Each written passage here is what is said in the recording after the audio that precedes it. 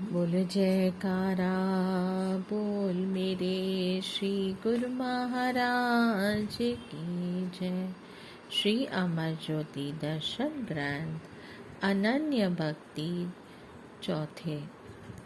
श्री आनंदपुर दरबार में स्थायी रूप से रहने वाले महात्मा अमित संतोषानंद जी बहुत ही सरल हृदय के थे और सदैव आत्मिक आनंद की मस्ती में लीन रहते थे। श्री आनंदपुर में उनकी सेवा श्री मंदिर जी में लगी हुई थी। वे सदैव पूजा अर्चना करने के पश्चात वहां पर सफाई का कार्य करते और भजन ध्यान में लीन रहते। महात्मा जी को सदा ध्यान लीन अवस्था में रहते हुए देख एक भक्त जी ने उनसे पूछा, महात्मा जी आपको कुछ दिखाई भी देता है?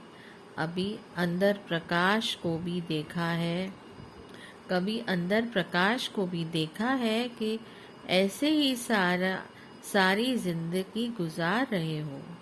उन्होंने सहजता से उत्तर दिया, भक्त जी हमें तो केवल इतना ही पता है कि सतगुरु की सेवा करनी है, उनकी आज्ञा से अपने समय को व्यर्थ न गंवाते हुए भजन सिमरन करना है। शेष सब वे ही जाने। हम तो केवल इतना ही जानते हैं कि हम श्री मंदिर जी में बैठे हुए ही इस पंच भौतिक शरीर को त्याग करेंगे।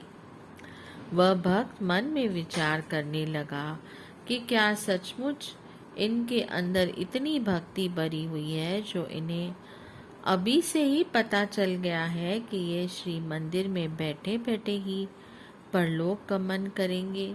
परंतु परोक्ष रूप में कहने लगा, महात्मा जी यह जरूरी नहीं कि आपका यह ख्याल पूर्ण हो। उन्होंने उत्तर दिया, प्रभु की इच्छा से सब कुछ पूरा होकर ही रहेगा। समय आने पर तुम स्वयं ही इसको जान लोगे। उस भक्त के दिल में यह बात घर कर गई और उसने यह निश्चय किया कि वह इस बात को सदैव स्मरण रखेगा कि क्या अंतिम समय उनका यह संकल्प सचमुच पूरा हुआ। श्री सद्गुरुदेव जी महाराज कभी कभी महात्मा जी को श्री प्रयागधाम व श्री संत नगर में साथ ले जाते। श्री प्रयागधाम में इनकी सेवा रोटी खिलाने वाले लंगर में लगती थी। वह सिर पर खजूर के पत्तों से बनी बंद टोकरी में रोटी रखकर लाते और साथ में ही यह गाते, रोटी खा लो मेरे भाई, सतगुरु के भोग का इसमें है अमृत भरा, 36 व्यंजन से बढ़कर रस है इसमें, आनंद है, ताकत है इसमें संदेह नहीं जरा। देवता ऋषि मुनि भी इस लंगर को खाने को तरसते हैं और यहाँ पर देखो यही लंगर परोसा हुआ मिलता है। जिस समय महात्मा जी भक्त महात्माओं को प्रेम से भोजन खिलाते तो सबके मुंह से यही निकलता कि सचमुच ही इनके हाथ से खाना अत्यधिक स्वादिष्ट और मधुर लगता है। जितनी इनकी मीठी जुबान उतना ही माधुर्य इस भोजन में प्राप्त होता है। सादी दाल रोटी में भी पकवान जैसे स्वाद आने लगता है। शरीर की ताकत भोजन खाना और आत्मा की खुराक है भक्ति कमाना। इस प्रकार श्री प्रयागधाम में भी लंगर की सेवा तन मन से करते। श्री सद्गुरुदेव जी महाराज महात्मा जी को एक बार श्री संत नगर ले गए।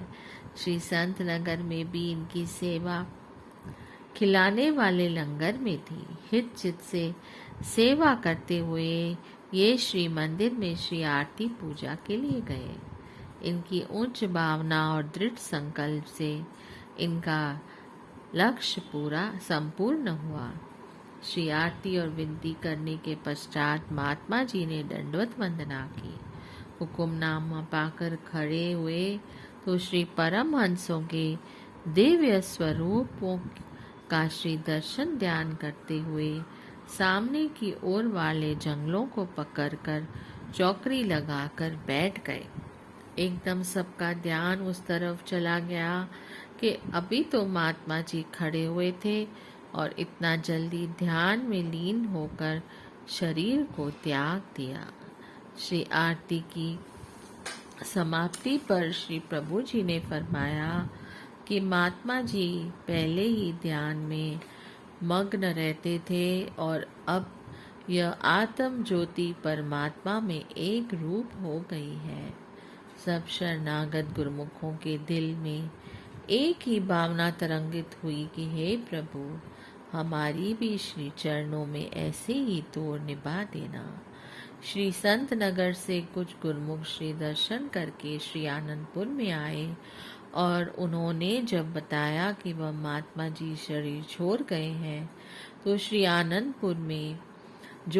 आनंदपुर में पुजारी थे, वह भक्त जिसने पहले महात्मा जी को से यह सुना था कि श्री मंदिर में शरीर छोड़ूंगा, वह उन गुरुमुखों के पास गया और पूछने लगा कि उन महात्मा जी ने कैसे शरीर छोड़ा। उन गुरुमुखों ने सारा वृत्तांत कह सुनाया कि श्री संत नगर के श्री मंदिर में ही श्री दर्शन करते हुए वे ध्यान लीन हो गए। पांचवें, महात्मा आत्म संतोषानंद जी परिवार सहित श्री दरबार में शरणागत हुए। श्री तृतीय पातशाही जी महाराज जी इन्हें बाबा जी के नाम से बुलाते थे। इनकी आयु उस समय लगभग 50-55 की थी, परंतु स्वभाव, आचार, व्यवहार बुजुर्गों से बढ़कर था। सदा नीची निगाह किए हुए चलते। उस समय इनकी सेवा लंगर में हुआ करती थी। श्री सद्गुरुदेव महाराज जी श्री पंचम पातशाही जी ने भक्तों की ओर लंगर के पास कार रुकवाकर इन्हें पास बुलाया और फरमाया कि भक्त जी, हमें एक अवश्य कार्य के लिए आपको सेवा प्रदान करनी है, जिसमें सदा आप अपने मन को नियंत्रित करना होगा। श्री सेवा को मुख्य रखते हुए श्री वचनों को स्मरण रखना होगा। आपको योग्य पात्र जानकर इस सेवा को सौंपते हैं। यह सेवा है भक्तों की ओर से भक्त्यानियों की ओर संदेश पहुंचाना तथा उनके संदेश लेकर भक्तों के पास पहुंचाना। इनका स्वभाव बुजुर्ग बाबा के समान था, इसलिए ये बाबा जी ने के नाम से ही प्रसिद्ध हो गए। इन्होंने श्री गुरु आज्ञा का पालन करते हुए इसे अक्षरश सत्य सिद्ध कर दिया। इनके लिए चाहे कोई छोटी आयु की बालिका अथवा बुजुर्ग भक्त्यानी हो, दोनों को ही समान दृष्टि से देखते। नीची निगाह से बात करते हुए सबको देवी जी कहकर पुकारते। आपने इन्हें अपनी मौत से साधुवेश प्रदान किया। ये अंतिम समय तक श्री आज्ञा अनुसार सेवा करते हुए महाप्रभु जी की कृपा एवं प्रसन्नता के पात्र बनकर श्री चरणों में लीन हो गए। छठे, महात्मा निर्वैर शब्दानंद जी को सत्संग के प्रभाव से संसार से उपरामता हो गई। श्री गुरुदरबार में एक महात्मा जी के संपर्क से वे श्री आनंदपुर में पहुंच गए। सन 1947 में देश विभाजन के पश्चात श्री सद्गुरुदेव महाराज जी श्री तृतीय पातशाही जी ने इन्हें फरमाया कि बाहर जाकर अपने सगे संबंधियों से मिलकर रहना चाहो तो रह सकते हो। इन्होंने विनय की कि श्री गुरु महाराज जी के सिवाय दुनिया में न मेरा कोई संबंधी है और न ही मेरा किसी से संबंध है। केवल श्री सद्गुरुदेव जी महाराज जी ही मेरे सर्वस्व हैं। मुझे अपना तुच्छ दास समझकर श्री चरणों की सेवा में अंतिम समय तक लगाए रखना। उस समय श्री आनंदपुर में सब कार्य छोटी छोटी मशीनों द्वारा किए जाते थे और इनकी सेवा तेल निकालने वाली मशीन पर लगाई गई। तनिक असावधानी के कारण इनके हाथ की उंगलियां मशीन में आकर चिपक गईं। श्री तृतीय पातशाही जी ने उनकी चिकित्सा पूना में करवाई, परंतु सेप्टिक हो जाने के कारण डॉक्टरों द्वारा कोहनी तक का भाग अलग कर दिया गया। इन्होंने तभी भी किसी को एहसास न होने दिया और दृढ़ चित्त से सेवा करते रहे। श्री सद्गुरुदेव महाराज जी श्री पंचम पातशाही जी ने इन्हें दुकान की सेवा का कार्य सौंपा, जिसे यह तत्परता से श्रद्धा विश्वास के साथ करते रहे। इनके मन में हमेशा यही एक लगन रहती थी कि कोई भी वस्तु जिसे निषिद्ध समझकर इधर उधर फेंका हुआ होता था, वह परमार्थ के किसी कार्य में लग जाए।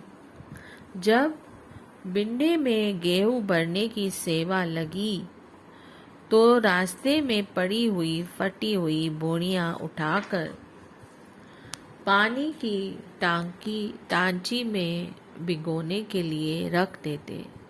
पुनः इन्हें कूटकर भट्ठी चूना में मिला देते।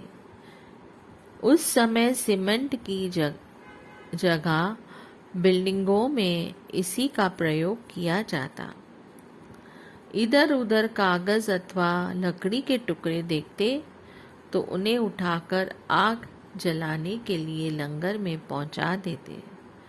दरबार के प्रति हित चिंता, प्रगाढ़ आस्था, श्रद्धा और विश्वास के साथ जीवन पर्यंत सेवा करते हुए गुरु चरणों में लीन हो गए। 7वें महात्मा दर्शन संतोष आनंद जी बाल्यकाल से ही श्री गुरु महाराज जी के चरणों में शरणागत हो गए थे।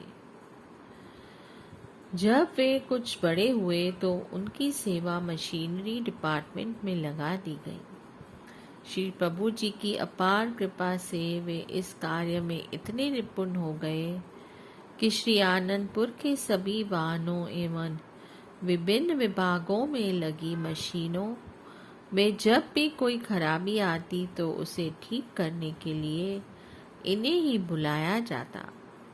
वे जिस भी मशीन को हाथ लगा देते, अद्भुत चमत्कार हो जाता।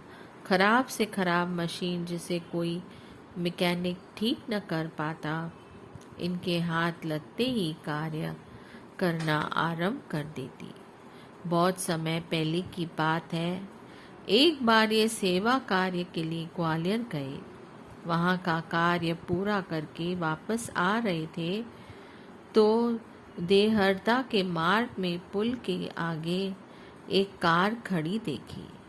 जैसे ही समीप आए तो पता चला कि उसमें ग्वालियर स्टेट के महाराजा सिंधिया के वंशज बैठे हुए थे और कुछ परेशान दिखाई दे रहे थे। कारण पूछने पर उन्होंने कहा कि हमारी गाड़ी यहाँ इस निर्जन स्थान पर आकर रुक गई है। इंजन काम नहीं कर रहा और आसपास कोई मैकेनिक और दुकान भी नहीं है। ड्राइवर इसे ठीक नहीं कर पा रहा है। ऐसी घड़ी में भगवान को याद कर रहा था कि वे ही आकर मेरी मदद करें। भगवान ने शायद मेरी विनती सुन ली जो उन्होंने आपको मदद के लिए भेजा है। महात्मा जी ने ड्राइवर को कहा कि गाड़ी का बोनट खोलो। बोनट को ऊंचा करके मशीनरी को देखा। देखते ही समझ गए कि अंदर एक तार ढीली हो गई है। उन्होंने 2 मिनट में ही उस तार को कस दिया और तसल्ली कर दी। ड्राइवर को कहा कि गाड़ी स्टार्ट करो। उसने गाड़ी स्टार्ट की और एक ही बार में गाड़ी स्टार्ट हो गई। वे बहुत खुश हो गए। उन्होंने महात्मा जी को कुछ देना चाहा। महात्मा जी ने कहा, नहीं, यह तो मेरा कर्तव्य था जो मैंने पूर्ण किया है, इसमें मेरा कोई एहसान नहीं है। उन्होंने पूछा कि आप कहाँ के रहने वाले हो? महात्मा जी ने कहा कि यहाँ से 30-35 किलोमीटर पर हमारा श्री आनंदपुर दरबार है, हम वहाँ सेवा करते हैं। उन्हें स्मरण हो आया कि उनके बाप दादा कहा करते थे कि यहाँ इस क्षेत्र में हमारी ज़मीन है जो पहले बियावान जंगल हुआ करती थी। बहुत महात्मा जन आए और उस भूमि को खरीद लिया।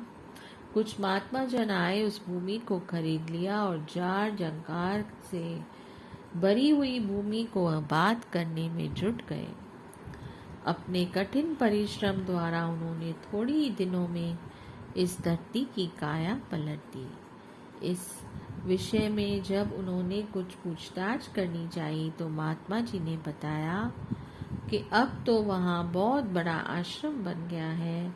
हिंसक पशुओं से बड़ा यह बीहड़ जंगल आज महातीर्थ धाम के रूप में परिवर्तित हो चुका है। वे कहने लगे कि अभी मैं किसी आवश्यक कार्य से इंदौर जा रहा हूँ। इस पूर्ण धरती को नमन करने के लिए अवश्य आऊँगा। महात्मा जी का धन्यवाद कर उन्होंने आगे की ओर प्रस्थान किया।